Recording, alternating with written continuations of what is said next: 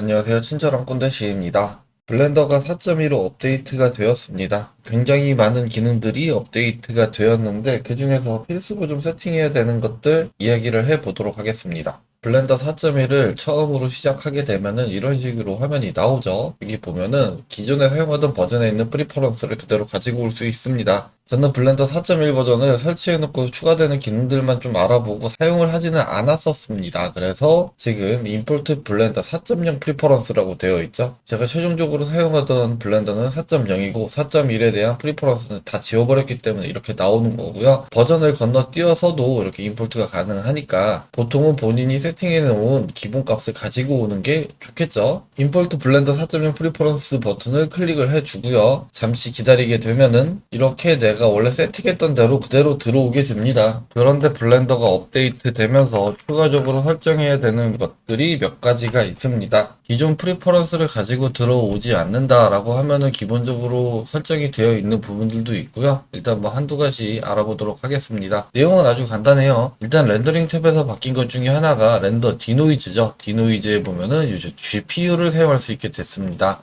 GPU를 사용하게 되면 훨씬 더 빠른 연산을 할 수 있기 때문에 그냥 켜놓는 게 좋을 것 같고요. 저 같은 경우는 프리필터를 사용하지 않습니다. 프리필터를 사용하면은 오히려 렌더링이 더 뭉개지는 결과가 좀 더 많은 것 같아서 프리필터는 일단 사용하지는 않고 있고요. 요거는 뭐 원하는 대로 본인이 세팅하고 싶은 대로 세팅해서 쓰시면 되시는 거고요. 그 다음에 어드밴스 항목 보게 되면은 여기에 패턴 항목이 새로 생겼어요. 그래서 열어보게 되면은 클래식과 블루 노이즈가 있고 오토매틱이 있죠. 매뉴얼상 보면은 블루 노이즈가 더 적은 샘플에서도 효과적으로 렌더링 결과물을 만들어내고 뭐 뭉개짐도 더 덜하고 하다 그러는데 저는 뭐 테스트를 해봤는데 아직은 잘 모르겠습니다. 일단은 뭐 오토매틱이나 아니면 클래식, 블루 노이즈 원하는 대로 세팅을 하시면 되시고요. 저는 그냥 오토매틱을 놓고 사용하도록 하겠습니다. 그 다음에 가장 큰 부분이 뭐냐면은 퍼포먼스 부분에 있는 컴포지터 이 부분이에요. 요거를 반드시 GPU로 사용을 해주세요. 본인의 GPU가 굉장히 오래된 것이 아니다 라고 하면은 꼭 바꿔서 사용을 해주세요. 저 같은 경우에는 컴포지터를 이미 다 한번 만들어 놓은 상태에서 이렇게 넣어 놨는데 요거 테스트 해본 결과 기존의 CPU 방식으로 컴포지터가 한번 돌아가는데 한 3, 4초 걸렸었습니다. 근데 GPU는 그거의 절반 한 1, 2초 정도면은 계산이 되고요. 물론 뭐 들어가는 내용에 따라서 다르겠죠. 그리고 해당 기능은 사이드 패널에서도 활성화를 시킬 수가 있고요. 사이드 패널 열어서 옵션 부분 들어가면은 디바이스를 CPU나 GPU 둘 중에 한 가지로 설득할 수 있게 되었습니다. 그리고 아래 프리시전 항목 여기에도 있죠. 프리시전 항목이 있는데 요거를 풀로 하게 되면은 말 그대로 그래픽 카드를 풀로 사용하는 건데 이렇게 되면은 좀 무리가 가지 않을까 싶어서 저는 그냥 오토로 놓고 사용할 예정입니다. 그리고 블렌더가 4.0 사용하시다가 만약에 넘어왔다 그러면은 좀 바뀐 게 있습니다. 자, 에디트 모드 들어와서 버텍스 레벨에서 보게 되면은 지금 색상이 이렇게 나오고요. 그 다음에 엣지 모드로 가면은 엣지 색상이 바뀌었습니다. 기존에는 이게 다 동일하게 보였어요. 그리고 페이스 모드 가면은 페이스의 색상이 바뀌고요. 2번, 3번, 2번, 3번 이런 식으로 색상이 좀 바뀌었습니다. 요거를 이제 기존이랑 똑같이 맞추기 위해서는 프리퍼런스에서 색상 설정을 해줘야 되는데 제가 볼 때는 뭐 굳이 그래야 되나 싶기는 합니다. 이 뷰포트 상에서 내가 지금 들어가 있는 레벨을 여기를 굳이 쳐다보지 않아도 알아낼 수 있게끔 이렇게 변경이 되었기 때문에 저는 더 나을 것 같고요. 그리고 너무나도 마음에 드는 기능 중에 하나. 기존에 이제 모디파이어를 적용하기 위해서는 모디파이어 프로퍼티스 들어가서 Shift A 눌러서 찾아가지고 넣어줬어야 되는데 이게 이제 메뉴로 들어왔습니다. 그래서 메뉴, 오브젝트 메뉴에 들어가게 되면은 모디파이어 탭이 새로 생겼어요. Add 모디파이어 여기에서 넣을 수 있다. 이렇게 메뉴에 모디파이어를 추가할 수 있는 메뉴가 생겼다고 해서 그냥 편해지는 건 아니죠. 왜냐면 타고 들어가야 되기 때문에 결국은 그냥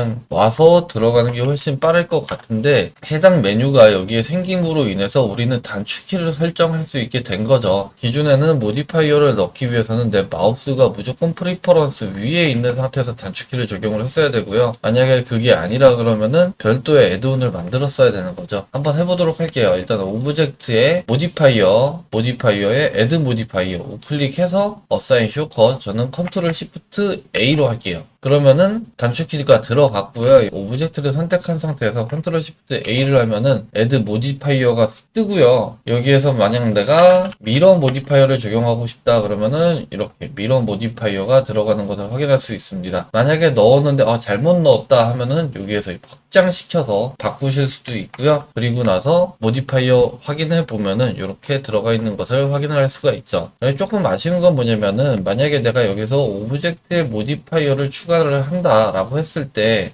만약에 어레이를 넣는다라고 해봅시다. 그러면은 프리퍼런스가 모디파이어로 같이 좀 이동이 됐으면 굳이 한 번 더 클릭해서 넘어가는 그런 상황은 안 생기지 않을까라는 거죠. 결국은 작업을 하다가 단축키를 이용을 해서 모디파이어를 적용을 할 수는 있지만 이 모디파이어를 수정하기 위해서는 결국은 다시 여기로 와야 되는 거죠. 그러면은 따지고 보면 그냥 이렇게 그러면 따지고 보면은 프리퍼런스가 다른 것으로 돌아가 있을 때 내가 모디파이어를 적용하기 위해서 누르고 들어가서 Shift A 하는 거나 아니면은 3D 뷰에서 컨트롤 Shift A 하는 거나 큰 차이가 없는 거죠. 결국은 여기에서 적용하고 넘어가다가 눌러야 되니까. 그래서 잘 생겨나기는 했는데 이 잘 생겨난 게 약간 아쉽다라는 부분이 조금 있습니다.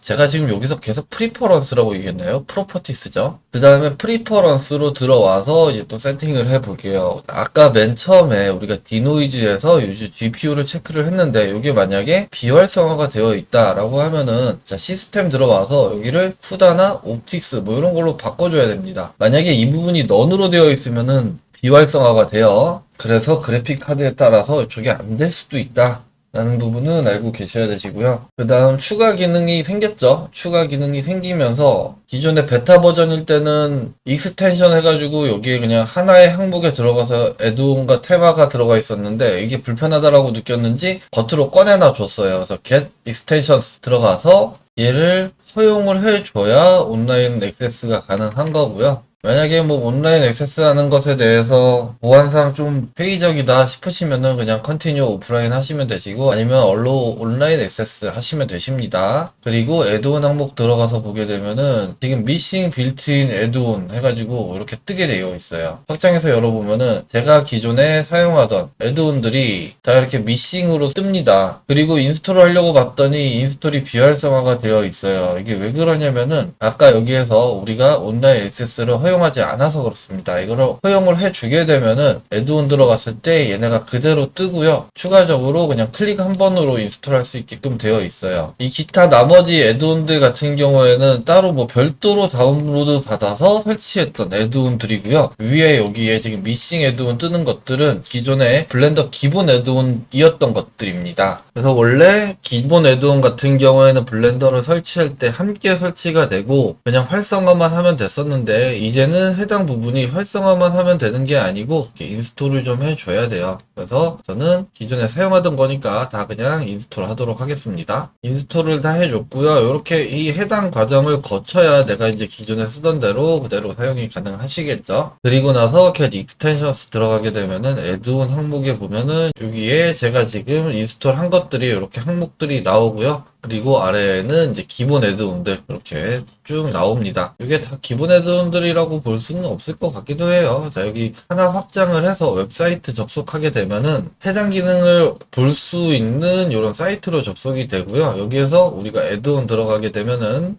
굉장히 많은 애드온들이 나오고 해당 기능들 클릭해서 들어가서 쉽게 좀 보고 다운로드 받아서 쓸 수 있게끔 바뀌었습니다. 여기에서 만약 내가 추가로 설치하고 싶은 애드온이 있다라고 하면은 get 애드온 누르고 여기에서 드래그 앤 드랍으로 뷰포터에 던져주면 되세요. 해당 부분은 뭐 다른 영상에도 많이 나와 있으니까 해보지는 않을 거고요. 이렇게 우리가 버전이 바뀔 때마다 세팅을 바꿔야 손해를 안 보고 좀 더 빠르게 작업을 할 수 있으니까 그런 부분들을 잘 체크하셔가지고 사용하시면 좋을 것 같습니다. 이제 마지막으로 알아볼 것은 이제 컬러 매니지먼트에 여기에 크로노스 PBR 내추럴 톤 매핑이 새로 생겼는데 이게 굉장히 좀 좋기는 한데 어떻게 보면 조금 아쉽기도 해요. 그래서 그 부분만 마지막으로 좀 알아보도록 하겠습니다. 크로노스 PBR 톤 매핑 같은 경우에는 원래 가지고 있던 색상을 좀 더 잘 표현을 해준다라고 해요. 그런데 이게 약간 말이 좀 이상합니다. 일단 한번 보도록 할게요. 이게 지금 제가 RGB 노드를 이용을 해서 이렇게 색상을 연결을 그냥 하도록 할게요. 그리고 그냥 임의의 색상 이렇게 지정을 해서 넣고요. 그리고 한번 렌더링 미리 보게 되면은 이 색상이 원본의 색상을 잘 유지를 한다라는 이야기입니다. 그래서 지금 스탠다드일 때고 만약에 얘가 PBR 내추럴 톤 매핑으로 넘어간다 그러면은 이렇게 나옵니다. 근데 지금 보면은 색상이 내가 찍은 색상은 약간 탁한 색상인데 렌더링 나온 색상은 좀 더 채도가 높죠. 그래서 이게 모든 상황에 색상을 잘 잡아주는 건 아니고 실질적으로 보면은 이런 상황이에요. 자, 스탠다드로 다시 놓고요. 러프니스를 끝까지 올리고 자, 월드를 그냥 백그라운드 흰색으로 스트렝스 1로 이렇게 해서 넣어주도록 하겠습니다. 그리고 유즈 신 월드 하게 되면은 색상이 이렇게 붕 뜨게 되죠. 이게 왜 붕 뜨느냐? 러프니스 값이 높으니까 전체적으로 이렇게 하이라이트가 생겨서 전체적으로 밝아지는 채도가 높아지는 이런 현상이 생깁니다. 근데 이 상황에서 내가 만약에 뷰 트랜스폼을 크로노스 PBR 내추럴 톤 매핑으로 바꿔주게 되면은 이렇게 색상이 좀 많이 잡힙니다. 그래서 내가 찍어 놓은 색상하고 비교를 해서 보게 되면은 이렇게 보이는 거죠. 그래서 이게 잘 맞는다고 얘기를 해요. 그런데 제가 이거를 실질적으로 인테리어 씬에서 사용한다라고 봤을 때 약간 오히려 더 너무 채도가 높게 나오는 경우도 있고, 그리고 조명을 설치했을 때 조명에 색온도가 있다라고 하면은 해당 조명의 색온도가 주변부에 너무 많이 묻어나는 그런 현상도 생기더라고요. 그래서 약간 좋기는 좋은데 잘 써야 될 것 같습니다. 그냥 이렇게 놓고 쓰기에는 애매할 것 같아요. 그래서 이런 부분들은 한번 테스트를 해보시고요.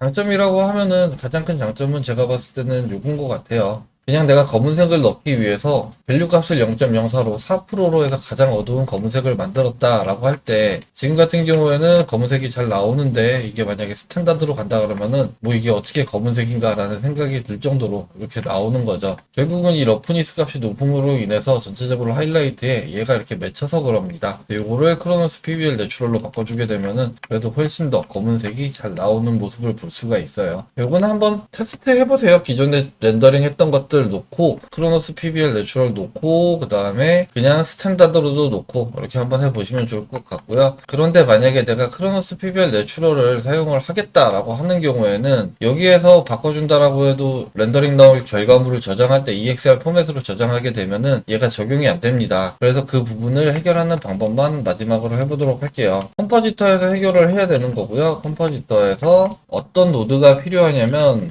컨버트 컬러 스페이스 노드가 필요합니다. 그래서 요거를 이용을 해서 리니어를 크로노스로 바꿔주고요. 그리고 나서 다시 sRGB를 리니어 REC709 이걸로 이렇게 바꿔줘야 돼요. 얘가 sRGB 이렇게 두 개가 같이 들어가줘야 크로노스 PBR을 적용한 것처럼 보입니다. 만약에 이 뒤에 있는 sRGB에서 리니어 얘를 없애놓은 상태에서 본다 그러면은 얘를 로우로 이렇게 봐야 돼요. 이게 왜 그러냐면은 설명을 한번 해드리자면은 우리가 렌더링 돌린 결과물은 기본적으로 리니어입니다. 리니어인 상태인데 컨버트 컬러 스페이스 노드를 사용을 했죠. 그러면은 요 밑에 보면은 크로노스 PBR 내추럴 톤 매핑이 아니고 내추럴이 아니고 뒤에 sRGB가 붙죠. 변환을 하고 sRGB로 한 번 더 변환을 해주는 거예요. 그러니까 결국은 크로노스 PBR 내추럴 sRGB로 변화를 해준 거다. 결국은 이거는 크로노스 PBR sRGB를 붙였다는 얘기는 그냥 sRGB 붙인 거랑 똑같다. 그런데 그냥 sRGB는 리니어 상태를 sRGB로만 변형을 해준 거고 얘는 sRGB로 변형을 하는 과정에서 톤 매핑을 한번 하고 sRGB로 변형을 한 거다라는 거죠. 그러면은 여기에 보면은 우리가 지금 뷰 디바이스에서 sRGB로 되어 있고요. 여기 뷰 트랜스폼의 스탠다드라고 되어 있죠. 그러면은 여기에서 우리가 뷰 트랜스폼을 스탠다드로 한다는 이야기는 기본적으로 sRGB로 미리 보기가 된다라는 이야기예요. 우리가 EXR 포맷으로 렌더링 돌린 것들을 포토샵 같은 파일에서 열어가지고 보면은 그냥 잘 보이죠. 근데 실질적으로 포토샵 같은 경우에는 sRGB 보정을 해서 보여주는 겁니다. 데이터 자체가 로우 파일이라는 것을 인지를 하기 때문에 변환을 해서 보여주는 거예요. 실제 가지고 있는 색 정보랑은 달라요. 그러니까 결국 우리가 지금 렌더링 처음 돌렸던 렌더링 결과물 같은 경우에는 이렇게 렌더링이 나와서 보이지만 가지고 있는 색 정보 자체는 요겁니다. 그런데 우리가 지금 미리 보기상 좀 편하게 보기 위해서 스탠다드 모드로 보고 있는 거고요. 그래서 sRGB로 이렇게 해서 그냥 내보내게 되면은 다른 후보종 프로그램에서 열었을 때 이렇게 보이게 되는 거예요. 왜냐면은 현재 지금 sRGB가 적용이 된 상태인데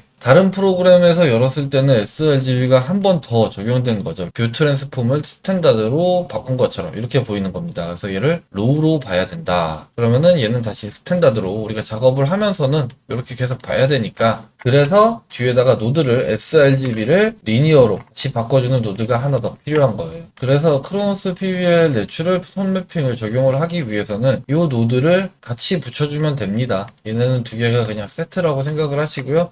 그냥 그룹으로 묶어서 이렇게 사용하셔도 되겠죠. 이렇게 해서 오늘은 블렌더 4.2에서 필수적으로 좀 세팅해야 되는 것들에 대해서 좀 알아봤고요. 블렌더 4.2에서 가장 크게 변한 것 중에 하나가 EV 넥스트 이제 들어온 거죠. EV가 레이 트레이싱을 지원을 해서 이렇게 들어왔는데, 요거는 왜 설명을 안 하냐면은 제가 기존에 작업했던 씬들을 EV 모드로 해서 렌더링을 돌리게 되면 훨씬 더 유용할 것 같아서 좀 이렇게 저렇게 테스트를 해봤는데, 일단 이 레이 트레이싱 같은 경우는 스크린 스페이스 레이 트레이싱이에요. 그러니까 화면 기준으로 해서 레이 트레이싱이 이루어지는 거기 때문에 제가 사용하는 그냥 스테이컷 이미지에는 굉장히 적합합니다. 근데 굉장히 적합한데 아쉬운 건 뭐냐면은 어찌됐든 반사 같은 경우에도 스크린 스페이스 리플렉션이기 때문에 보이지 않는면은 반사를 시키지를 않아요. 그런데 내부 인테리어 씬 같은 경우는 거울 반사 효과들이 생각보다 중요한 경우들이 굉장히 많아서 일단은 사용하지 않는 겁니다. 그리고 어떻게 해서든 그냥 좀 사용을 해보려고 노력을 좀 해봤는데, 켜놓고 하다 보니까 제 그래픽카드가 후져서 그런지 모르겠는데 자꾸 튕기더라고요. 멈추고. 아직은 뭐 부하가 너무 많이 걸려서 그런 것 같습니다. 제 그래픽카드는 RTX 3060이고 노트북용입니다.